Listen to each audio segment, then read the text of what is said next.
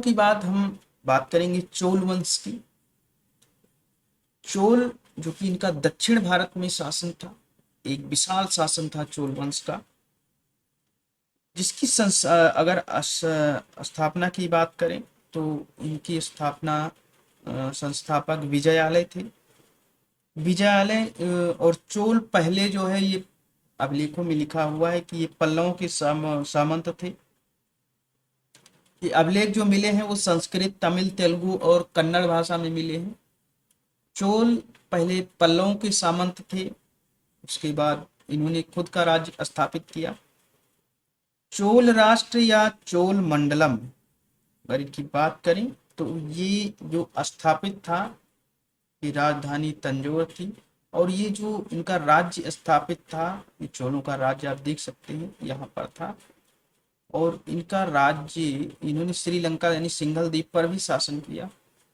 तो चोलों का जो शासन था उसमें अगर बात करें तो ये पेन्नार और कावेरी नदी, सॉरी, पेन्नार और कावेरी नदी के बीच में था।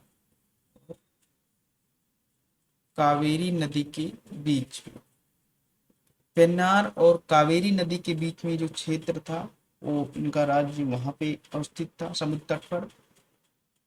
इसमें कोरोमंडल तट, दक्कन का भी कुछ भाग आता है, जैसे उरैयूर, कावेरी पट्टनम, तंजावुर, ये क्षेत्र इनमें शामिल थे।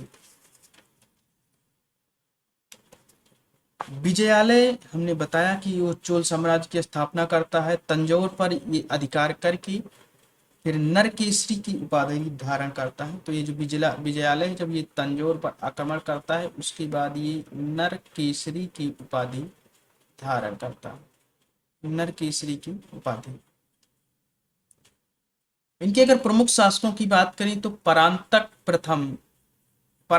प्रथम जो है चोल वंश का शासक, प्रमुख शासकों में आता है पहले नंबर पर, जिसका शासन काल 907 से 953 ईस्वी होता है।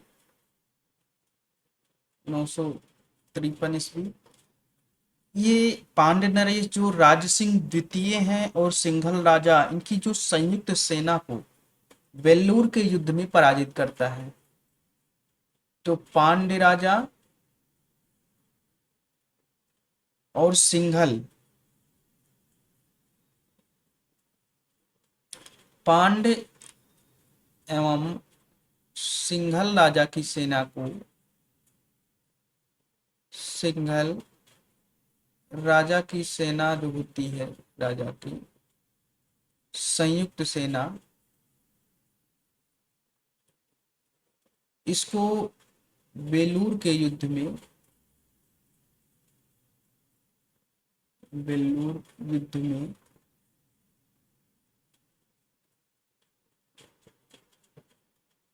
पराजित करता है।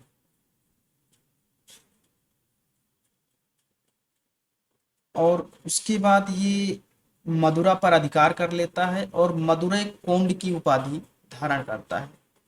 तो ये मदुरै कोंड की उपाधि धारण करता है, मदुरै कोंड की ये उपाधि धारण करता है परांतक प्रथम।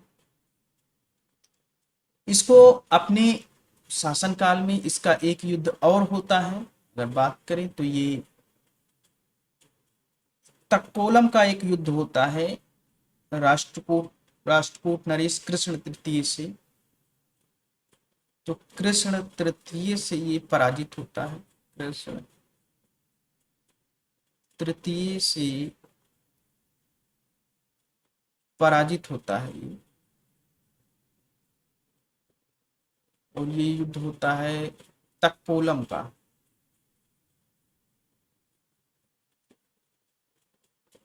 तक्कोलम के युद्ध में ये कृष्ण तृतीय से पराजित होता है। इससे चोल प्रतिष्ठा की मतलब गहरा आघात पहुंचता है कि ये राजा तक्कोलम राष्ट्रकूट शासक से जब पराजित होता है, तो इसके बाद 30 वर्षों तक चोलों का शासन डिक्लाइन होता रहता है, उसकी अवनति होती रहती है। आगे फिर परांतक द्वितीय और सुंदर चोल और उत्तम चोल, इन्होंने भी शासन किया लेकिन स्थिति नहीं सुधरी। उसके बाद राजराज प्रथम का शासन आता है और ये 985 से 1014 ईस्वी तक शासन करता है। तो राजराज प्रथम की बात करें तो ये 985 से 1014 ईस्वी तक शासन करता है। 14 ईस्वी तक शासन होता है इसका। इसने जो चोलों की खोई हुई शक्ति थी उसको पुनः स्थापित करता है, जीर्णोद्धार करता है। राजराज प्रथम ने पांड, चेर तथा सिंघल, तो इसने भी जो है पांडे, चेर और सिंघल सिंघल इनके जो ये जो त्रिसंगठन था, त्रिसंगठन त्रिसंगठन को ये पराजित करता है। तो ये त्रिसंगठन को पराजित करता है। राजराज प्रथम की और बात करें तो ये श्रीलंका के शासक महेंद्र पंचम को पराजित करता है।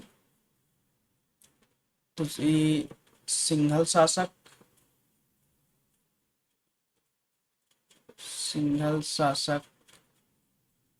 महेंद्र पंचम,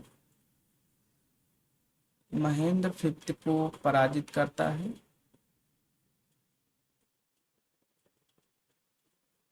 और श्रीलंका के उत्तरी भाग, श्रीलंका का जो उत्तरी भाग है उस पर अधिकार कर लेता है। श्रीलंका के उत्तरी भाग पर अधिकार कर लेता है।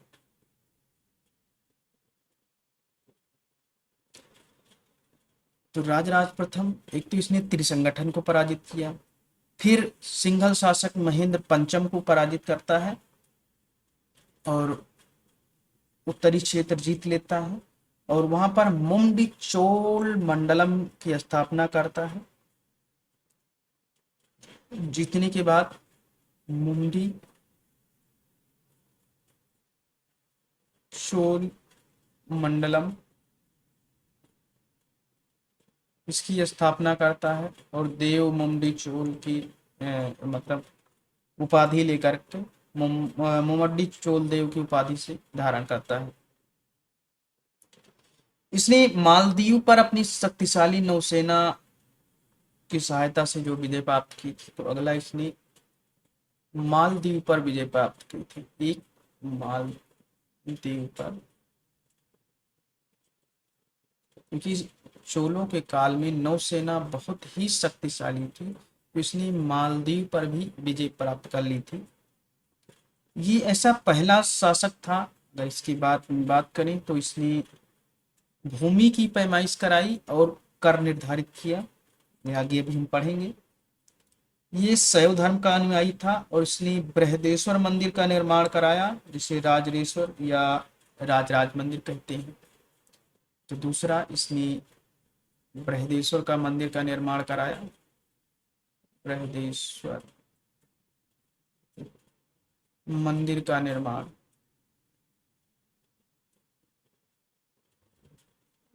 ये बृहदेश्वर मंदिर का निर्माण करवाता है। राजराज प्रथम के बाद फिर राजेंद्र प्रथम शासक होता है, जो इसका पुत्र होता है। राजेंद्र प्रथम की बात करें तो इसने 1022 ईस्वी में ये बंगाल का अभियान करता है।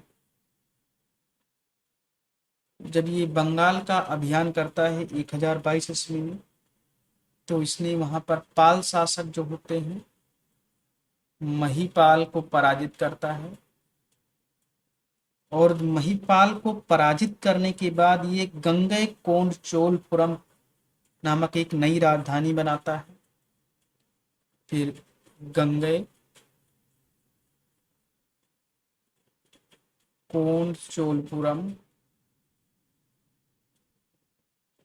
चोलपुरम, इस नाम से ये नई राजधानी बनाता है और गंगैकोंड चोल की उपाधि धारण करता है। यानी जो उपाधि धारण करता है ये,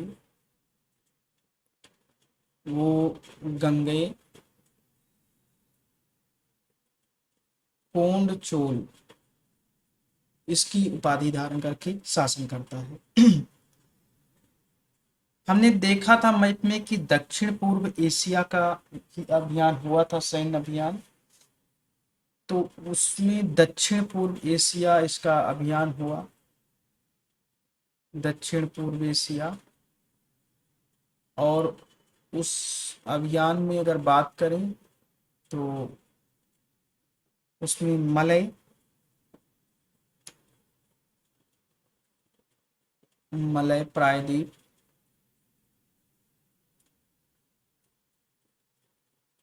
उसके बाद जावा,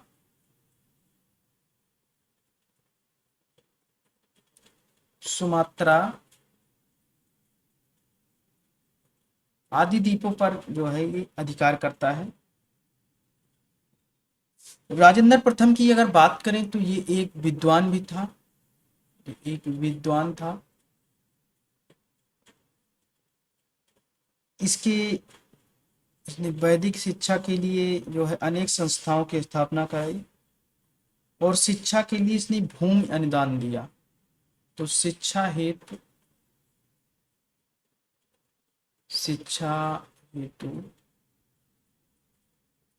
भूमि अनुदान दिया इसने, भूमि अनुदान, जिसे भोगम कहा जाता है। शिक्षा हेतु भूमि अनुदान दिया जिसे भोगम कहा जाता है। इसको एक उपाधि धारण की थी इसने, जो उपाधि थी वो थी इसकी पंडित चोल की उपाधि, पंडित चोल।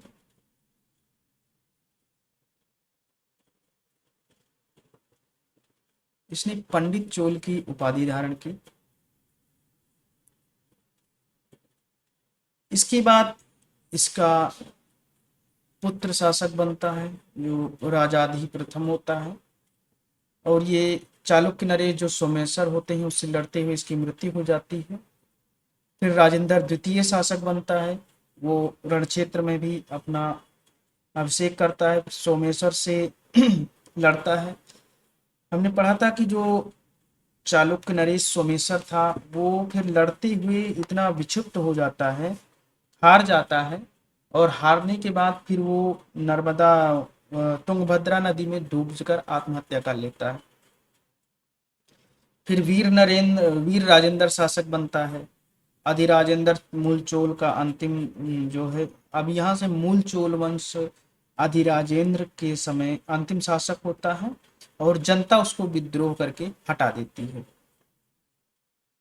इसके बाद अगर बात करें तो कुलोत्तुंग प्रथम, ये चोल और चालुक्य रक्तों का मिश्रण से ये शासक बनता है, और इसकी शासन की बात करें तो वो 1070 से 1120,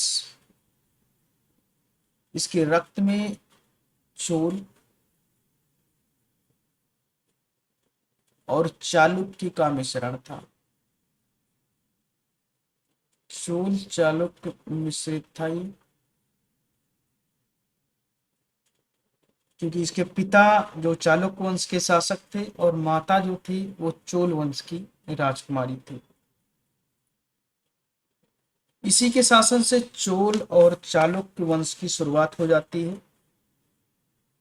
इसने भूमि का पुनः जो है नाप करवाया, और इसने माप के लिए, भूमि माप के लिए, भूमि माप हेतु अपने पैर की छाप दी, पैर की छाप दी। तो भूमि मापी हेतु इसने अपने पैर की छाप दी। चीनी ऐतिहासिक स्रोतों में लिखा गया है कि 1077 में इसने चीन सम्राट के सामने 72 व्यक्तियों का एक दूत मंडल भेजा था। तो चीनी ग्रंथों में लिखा हुआ है, तो 72 व्यक्तियों का दूत मंडल चीन भेजा था। व्यक्तियों का दूत मंडल इसने चीन भेजा था, जिसमें दूत मंडल ये जो था ये व्यापारिक शिष्टमंडल था, और इसने तमिल व्यापार के लिए जो चीन से अधिक सुविधाओं के लिए भेजा गया था। फिर कुलोत्तुंग द्वितीय जो होता है वो 1135 से, कुलोत्तुंग द्वितीय की बात करें तो ये 1135 से लेकर के 1150 तक शासन करता है, और चिदम्बरम में नटराज मंदिर का ये पुनरुद्धार कराता है। तो ये नटराज मंदिर का पुनरुद्धार कराता है जो चिदम्बरम में है, क्योंकि कुलोत्तुंग जो था इस मंदिर के प्रारंभ कुलोत्तुंग शासक था, उसने इस मंदिर से जो है विष्णु की प्रतिमा को हटवा दिया था। कुलोत्तुंग ने किस कारण से हटवाया? उसको समुद्र, जो गोविंद राज की प्रतिमा थी उसको समुद्र में फेंकवा दिया था।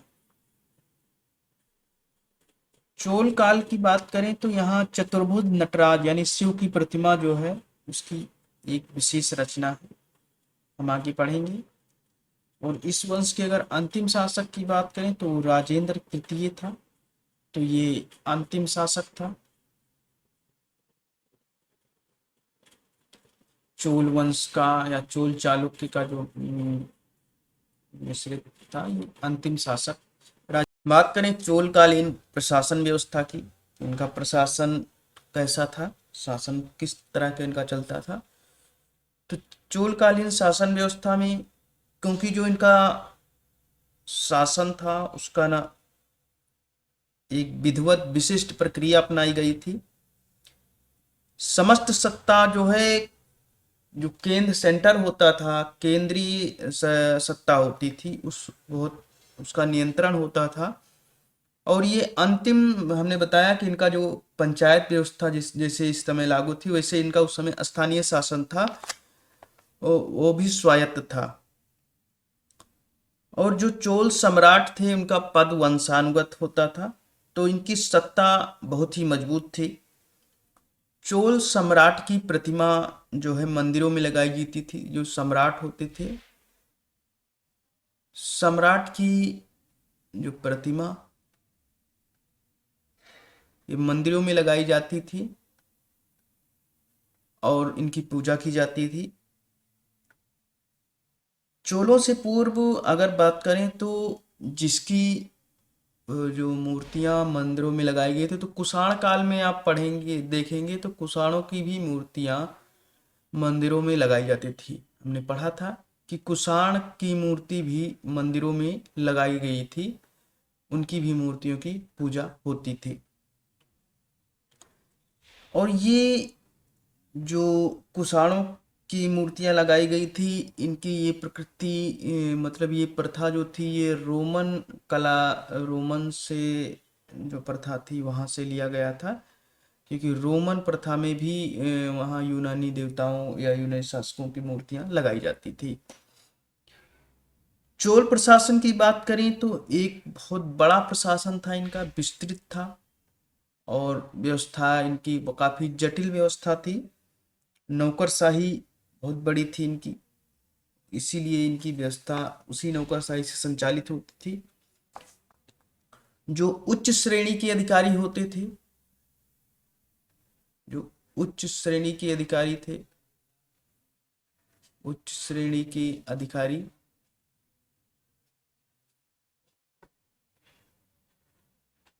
इन अधिकारियों को पेरुनंदन कहा जाता था।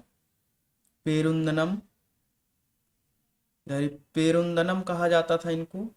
जो ये उच्च श्रेणी के अधिकारी होते थे, और जो निम्न श्रेणी के अधिकारी होते थे, यानी जो निम्न श्रेणी के अधिकारी होते थे, इनको सेरुतारम कहा जाता था। सेरुतारम। तो उच्च श्रेणी के जो अधिकारी होते थे आईएएस पीसीएस लेवल के, उनको पेरोननम कहा जाता था। और जो निम्न श्रेणी के अधिकारी हो गए, जो पीसीएस या ओ सॉरी पीसीएस, जैसे कि नीचे के अधिकारी हो गए पटवारी लेखपाल, उनको सेरुतारम कहा जाता था। प्रशासन की सुविधा को हम बात करें कि साम्राज्य, तो साम्राज्य इनका जो है कई भागों में विभक्त था। साम्राज्य के नीचे फिर मंडलम होता था, जिसे प्रांत कहा जाता है, और इन पर राज परिवार के लोग, ये जो मंडलम होता था, यहाँ पे राज परिवार के लोग इन पर शासन करते थे। तो जो शासन होता था इनमें राज परिवार का होता था। राज परिवार से ही शासक यहाँ शासन करते थे। और इस मंडलम के नीचे फिर होता था कोट्टम। कोट्टम या वलनाडु, जैसे कि कमिश्नरी क्षेत्र जो होते हैं उनको जो है कोट्टम या वलनाडु कहा जाता है। उस समय कोट्टम या वलनाडु कहा जाता था, जो कमिश्नरी क्षेत्र होते थे। और उसके कमिश्नर के नीचे होता था फिर नाडु होता था, यानी जिसे जिला कहा जाता था। और उसके नीचे फिर कुर्रम आता था। कुर्रम का मतलब गांव से होता था, ये गांव से संबंधित था। चोलकालीन व्यवस्था हमने देखा कि गांव, और ये जो गांव होते थे, यानी जो ये स्थानीय स्तर पर ये शासक, ये लगभग लगभग स्वायत्त होते थे। इनका स्वायत्त शासन होता था और सरकार का नियंत्रण नहीं होता था। ये अपनी समितियों के माध्यम से कार्य करते थे, टैक्स वसूलते थे और अपने कार्य करते थे। तो इनका शासन 5 वर्गों में विभाजित था। सबसे नीचे गांव होता था, उसके ऊपर फिर जिला होता था, फिर कोट्टम या वलनाडु जिसे कमिश्नरी क्षेत्र होता है, उसके ऊपर मंडलम होता था जिसे प्रांत कहा जाता है, और सबसे ऊपर केंद्रीय सत्ता होती थी साम्राज्य। तो इस प्रकार इनका शासन जो है चलता था। अब बात करते हैं इनके सैन्य व्यवस्था की। सैन्य व्यवस्था इनकी चोल काल में कैसी थी? तो चोल काल में सैन्य व्यवस्था की बताएं तो क्योंकि इनकी भू सामरिक स्थिति और शासकों की साम्राज्यवादी सोच और इनकी आर्थिक महत्वाकांक्षा भी एक ऐसी थी जिससे एक सशक्त सेना का होना जरूरी था। तो इस सशक्त सेना के लिए इन्होंने जो सशक्त सेना इन्होंने रखी थी, तो सशक्त सेना है क्योंकि हमने मैप में देखा कि इनका व्यापार जो है पूरे उसमें होता था दक्षिण पूर्वी भारत से। और इन्होंने अपनी नौसेना के बल पर जो है मालदीव पर भी आक्रमण करके उसको अपने कब्जे में कर लिया था, मालदीव को भी पराजित कर दिया था। इनकी जो सबसे विशिष्ट ही थी इनकी, तो विशिष्टता इनकी नौसेना की थी। नौसेना इनकी विशिष्ट थी, तो विशिष्ट थी इनकी नौसेना।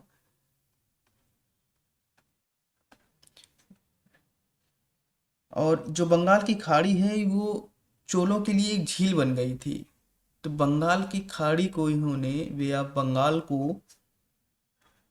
बंगाल की खाड़ी को, क्योंकि ये इनका व्यापार होता था दक्षिण पूर्व से, तो दक्षिण पूर्व से व्यापार होता था। ये बंगाल की खाड़ी को लगभग, मतलब जैसे कि ये यहाँ चोल राज्य है और ये बंगाल की खाड़ी है, तो ऐसे इनका व्यापार होता था। तो ये पूरी बंगाल की खाड़ी को इन्होंने झील बना दिया था, अपने अंडर में कर लिया था। और किसी क्षेत्र के ना व्यापारी आते थे ना जहाज आते थे, सिर्फ इन्हीं के अंडर में रह गई थी।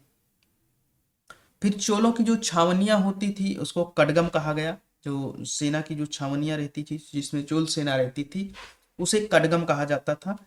और इनके जो सेना की बात करें तो अंगरक्षक जो होते थे राजा के, तो क्योंकि उसमें विश्वसनीय सैनिकों को शामिल किया जाता था, उसे वल्लेकार कहा जाता था। और ये इतने सशक्त होते थे, मतलब इतने आज्ञाकारी होते थे कि एक राजा की एक आज्ञा पर तुरंत आदेश देते थे, ये अपने प्राण देने के लिए भी तैयार हो जाते थे। चोलों के पास अगर बात करें तो चोलों के पास जो 4 तरह की सेना होती थी, जिसमें अगर बात करें तो पैदल सेना होती थी, धनुर्धारी होते थे, धनुर्धारी, हाथी होते थे, धनुर्धारी, हाथी, पैदल, हाथी, पैदल, और अश्वसेना तो थी, और अश्वसेना। लेकिन एक बात ये ध्यान रखिएगा कि इनके पास रथ सेना नहीं थी, रथ सेना नहीं थी, क्योंकि कभी कई बार ये लोग विद्यार्थी अनुमान लगा लेते हैं कि अगर अश्व सेना थी तो निश्चित ही रथ सेना रही होगी, लेकिन रथ सेना इनकी नहीं थी। बात करें राजा के अंगरक्षक, हमने बताया कि वल्लेकार जो होते थे, ये राजा अगर आज्ञा दे दे कि इसके ऊपर आक्रमण कर दो, या अगर बाहर से कोई आक्रमण कर रहा है तो तुरंत राजा के सामने आ जाते थे, राजा की रक्षा करते थे, भले इनके प्राण क्यों न चले जाएं, ये अपने प्राण देने के लिए तैयार रहते थे। एक ऐसी भूमि होती थी रक्त कोडगे, रक्त कोडगे, ये ऐसी भूमि होती थी, ये सैनिकों को उनके शौर्य प्रदर्शन के लिए दी जाती थी। जो सैनिकों को शौर्य प्रदर्शन, यानी जो सबसे अच्छा प्रदर्शन करता था, जिसे भी शौर्य चक्र दिया जाता है, उस समय रक्त कोडगे नामक जो थी वो जमीन दी जाती थी, भूमि दी जाती थी। इसके बाद अगर हम बात करें तो चोल काल की राजस्व व्यवस्था की हम बात करते हैं कि इनकी राजस्व व्यवस्था कैसी थी, क्योंकि राजस्व किसी साम्राज्य का सबसे प्रमुख अंग होता है, वो उसकी आय होती है। तो बात करें कि अगर राजस्व की, तो राजस्व, भू राजस्व जो था वो इनका सबसे प्रमुख आय का स्रोत था। और ये जो है कि इसका भू राजस्व को जो कहा जाता था उस समय कड़माप या कुडमे कहा जाता था। तो कड़माप या कुडमे जो चोल काल में भू राजस्व को कहा जाता था। इसकी बाद अगर बात करें तो इसका भाग की बात करें तो ये लगभग 1/3 भाग होता था, यानी उपज का 1/3 भाग राजस्व के रूप में लिया जाता था। अकाल और आपदा जब आती थी तब इसमें छूट दी जाती थी। और ये उल्लेख भी मिलता है कि जो भूमि अगर जो लगान जमा नहीं करते थे, तो इन्होंने राजस्व या कर जमा नहीं करने वाले भूमि कर जमा ना करने पर जमा ना करने पर जमा ना करने पर भूमि को नीलाम कर दिया जाता, यानी जो भूमि होती थी उसको नीलाम कर दिया जाता था, उसकी नीलामी कर दी जाती थी। और भूमि कर से जो भी राजस्व लिया जाता था वो भूमि को माप कर लिया जाता था। बात करें अगर चोल काल में जो कर लगाए जाते थे उनकी बात करते हैं, तो चोल काल में राजस्व जो कर होता था उसे आयम बोला जाता था। जो राजस्व कर होता था उसे आयम कहा जाता था। फिर उसके बाद व्यापारिक जो प्रतिष्ठानों पर कर लगता था उसे कड़ईरे कहा जाता था। कड़ईरे जो व्यापारिक प्रतिष्ठानों पर कर लगाया जाता था, यानी व्यापार करने की जो दुकानें हो गई, कमर्शियल फैक्ट्रीज हो गई, उस पर जो कर लगाया जाता था उसे कड़ईरे कहा जाता था। उसके बाद आता था एक द्वार कर होता था। ये इस द्वार कर को वासल्पिरमम कहा जाता था। और उसके बाद आजीवकों पर जो कर लगाया जाता था उसे आजीवक कासु कहा जाता था, आजीवक कासु कहा जाता था। फिर आता था वृक्ष कर। वृक्ष कर को मरजाडी कहा जाता था, मरमजाडी वृक्ष कर को कहा जाता था। फिर गृह कर आता था जिसे मनईरे कहा जाता था। और ग्राम सुरक्षा के लिए जो कर्ज लगाया जाता था उसे पडिकावल कहा जाता था। फिर व्यवसाय के ऊपर जो कर लगता था उसे मगन में कहा जाता था। और एक और होता है कि जो जिसे कहा जाता है कि, सॉरी, एक होता है कि जिसे कहा जाता है एरिपत्ती। एरिपत्ती मतलब वो भूमि होती थी, एरिपत्ती, ये वो भूमि होती थी जो जलाशय के रखरखाव के लिए दी जाती थी। यानी इसका कर जो मिलता था वो जलाशय के रखरखाव के लिए जाता था, यानी कि जो झीलें या तालाब बनते थे उसके रख रखाव के लिए होता था, जलाशय की रख रखाव के लिए, रख रखाव हेतु ये कर लिया जाता था। इसके अलावा अगर बात करें तो एक भूमि मापी कैसे जाती थी, तो जो भूमि का माप होता था वो एक वेली, वेली नामक जो है भूमि नाप की इकाई थी। ये तो वेली जो था ये भूमि मापक इकाई थी। भूमि मापक इकाई। तो भूमि मापक इकाई जो थी ये वेली थी, जिससे भूमि का मापन किया जाता था। इसमें अगर बात करें राजस्व व्यवस्था की, तो जो भूमि होती थी उसको 3 भागों में बांटा गया था। इसको हम थोड़ा सा मिटा देते हैं और फिर आपको बताते हैं कि भूमि जो थी वो 3 भागों में बांटी गई थी।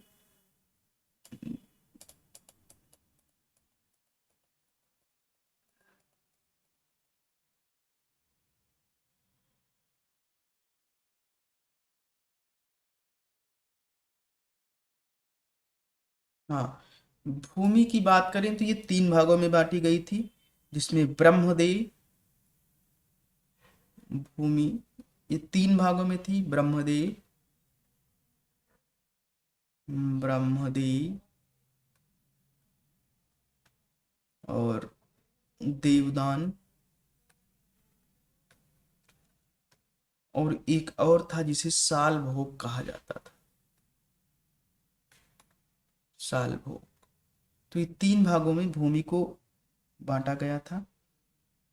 किसानों को सिंचाई की सुविधा उपलब्ध कराई जाती थी, और राज्य सरकार और जो मंदिरों के व्यक्तिगत प्रयास से ये किसानों को सिंचाई दी जाती थी। तो याद रखिएगा कि चोल काल में किसानों को सिंचाई की व्यवस्था की जाती थी, जिसमें राज्य सरकार और मंदिर या धार्मिक प्रतिष्ठानों का योगदान होता था। सिंचाई पर कर लगता था। हमने बताया कि सिंचाई कर लगता था।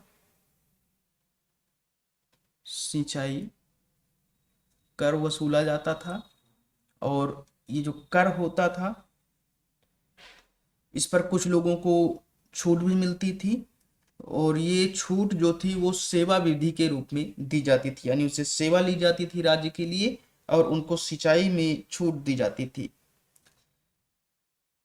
एक और समूह था जिनको व्यावसायिक समूह, जिसमें जिसे कलने कहा जाता था, यानी कलने। कलने जो ये व्यावसायिक समूह होता था, इसमें अगर बात करें तो इसमें बढ़ई यानी कारपेंटर, बढ़ई, सुनार, लुहार, धोबी, ये प्रमुख रूप से ये व्यवसाय करने वाले आते थे, जिनको कलने कहा जाता था। नगरों में व्यापारियों की जो श्रेणियां होती थी, ये संगठन इन्होंने बना रखे थे। इस संगठन के लिए, यानी व्यापारियों का संगठन, व्यापारियों का जो संगठन होता था, इसके लिए एक शब्द मिलता है जिसे बड़ज्ज कहा जाता है। बड़ज्ज शब्द जो है ये व्यापारियों के लिए प्रयोग किया जाता है, और इसमें वलंजियम, वलंजियर, वलंजी आदि शब्द का प्रयोग मिलता है। व्यापारिक क्षेत्र के लिए नगरम शब्द का भी प्रयोग हुआ है, यानी जो पूरा व्यापारिक क्षेत्र यानी व्यापारियों का जो क्षेत्र होता था उसके लिए नगरम शब्द का प्रयोग किया गया है। जहां पर व्यापारी अधिक रहते थे उसके लिए नगरम शब्द का प्रयोग किया गया है। अगर बात करें इनकी मुद्रा, तो जो मानक सिक्का था, मानक सिक्का, इनका जो मानक सिक्का था चोल काल का, उस मानक सिक्के को कलंजु,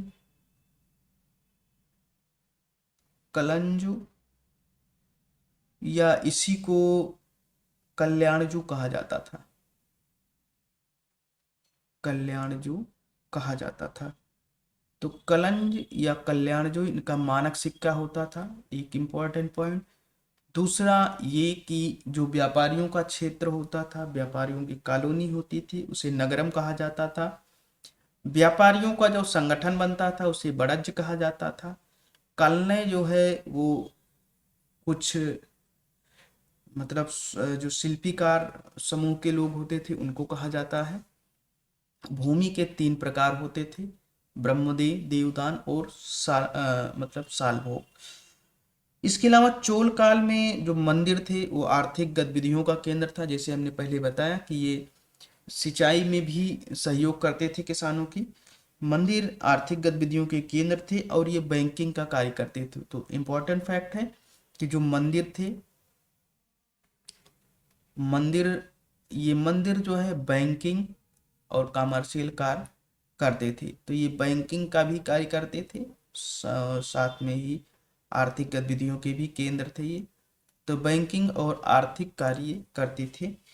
और दक्षिण भारत में घटिका एक शब्द आता है जो मंदिरों के साथ संबंधित विद्यालय होते थे। तो एक इम्पोर्टेंट, ये जो घटिका शब्द होता है, घटिका, इसका मतलब होता है मंदिरों से संबद्ध विद्यालय। मंदिरों से संबद्ध विद्यालय। तो जो मंदिरों से संबद्ध विद्यालय होते थे इन्हें घटिका कहा जाता था। आगे अगर बात करते हैं तो इनका जो स्थानीय, हमने बताया कि इनका जो अंतिम क्रम का शासन था वो स्वायत्त शासन था। जो ग्रामीण शासन स्थानीय शासन था, और ये पहले से ही चला आ रहा था पल्लव और पांड्य के समय से ही। लेकिन क्योंकि ये चोलों के समय का साम्राज्य बड़ा था और ये अपने चरम पे पहुंच चुका था, अपनी पराकाष्ठा पर पहुंचा। ग्रामीण शासक की बात करें अगर, तो चोल शासन की उल्लेखनीय विशेषता ही है इनका ग्रामीण शासन। ग्रामों में दो प्रकार की संस्थाएं होती थी। तो जो संस्थाएं होती थी वो दो प्रकार की होती थी। एक होती थी उर, और दूसरी संस्था होती थी सभा या महासभा। उर और दूसरी होती थी सभा, जिसे महासभा भी कहा जाता है। तो उर या सभा या महासभा ये दो संस्थाएं होती थी। उर की बात करें तो ये सामान्य संस्था थी, ये सामान्य लोगों की थी, यानी कि ये सामान्य लोगों की संस्था थी। और उर की बैठक में जो जितने भी ग्रामवासी थे वो आते थे। इसका कार्य भी ये,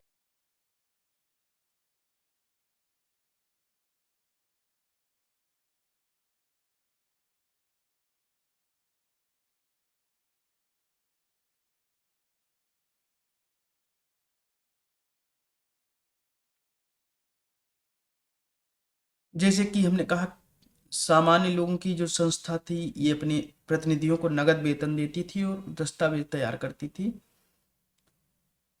और इसके बाद अगर पूरी ये सभा या महासभा की बात की जाए, तो सभा या महासभा में ये जो ब्राह्मणों को दान दिए जाते थे, गांव अग्रहार। अग्रहार, अग्रहार का मतलब होता था ये ब्राह्मणों को, जो ब्राह्मणों को दान ग्राम होते थे, इसमें अग्रहार होते थे, ये ब्राह्मणों को दान करते थे। ये सभा जो है अपनी समितियों के माध्यम से कार्य करती थी, इसे वारियम कहा जाता था। तो सभा की जो समितियां होती थी इसे वारियम कहा जाता था। और इस समिति का जो चयन होता था, अगर चयन की बात करें इसका, तो इनका चयन जो होता था वो लॉटरी पद्धति से होता था, यानी लॉटरी सिस्टम से। तो लॉटरी सिस्टम से इसका समिति का चयन होता था। बात करें कि इनकी कौन सी समितियां थी, तो समितियों की बात करें तो एक होती थी तोट्टवारियम जो उद्यान समिति। उसके बाद एरिवारियम होती थी, यानी जो सिंचाई से संबंधित या तालाब समिति होती थी उसे एरिवारियम कहा जाता था। पौनवारियम की बात करें तो ये मुद्रा नियमन से संबंधित समिति होती थी, जो मुद्रा का नियमन करती थी, उसको नियंत्रित करती थी, उसको पौनवारियम कहा जाता था। उसके बाद एक संवत्सर समिति होती थी। इस समिति को बात करें तो ये वार्षिक समिति होती थी, यानी एनुअल कैलेंडर ये बनाती थी अपना कि इस समय पे ये कार्य होंगे।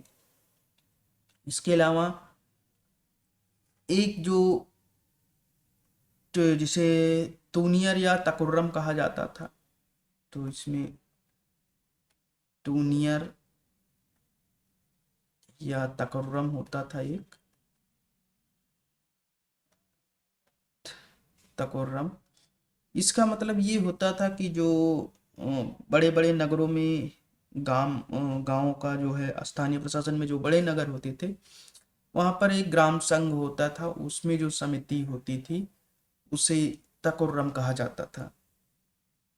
इसके बाद में अगर बात करें तो चोलकालीन समाज की अगर बात करें, इस समय स्थानीय समाज जो होता था उसमें अगर हम चोल काल की बात करें समाज में, तो इसमें वर्ण व्यवस्था विद्यमान थी। तो ये एक पूछा जाता है, तो पहला पॉइंट यही है कि इसमें वर्ण व्यवस्था विद्यमान थी,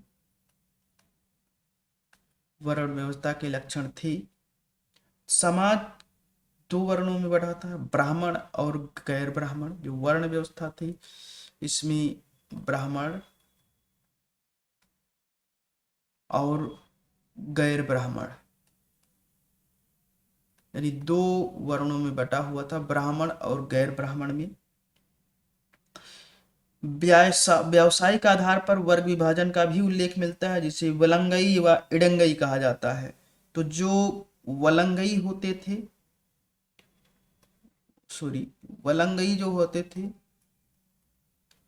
ये जो कृषि कार्य करते थे, कृषि उत्पादन से जुड़े थे, उनको वलंगई कहा जाता था।